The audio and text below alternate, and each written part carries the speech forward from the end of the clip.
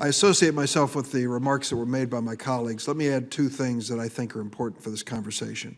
There is also an element here of feeding the beast.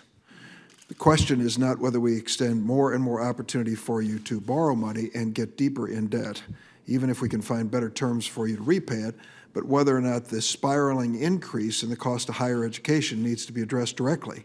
And I think it should. Yesterday's New York Times had a lead editorial on what's happening with for-profit law schools.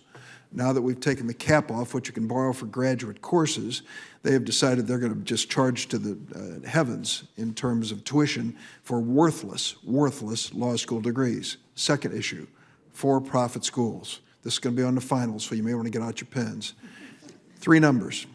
10% of all the students graduating from high school go to for-profit colleges and universities. 10. 20% of all the federal aid to education goes to for-profit colleges and universities. 20, because they're so expensive. 40% of all student loan defaults are students at these for-profit colleges and universities. We have seen many of these operations starting to fail and some teetering on bankruptcy. The stock market's finally catching up with them. They are recruiting students not ready for college who can't finish, and it's catching up with them. In the meantime, this $37 billion federal subsidy to the for-profit colleges and universities would be the 9th largest federal agency were it a separate appropriation. I call it crony capitalism, but come to think of it, somebody stole that to blame another agency.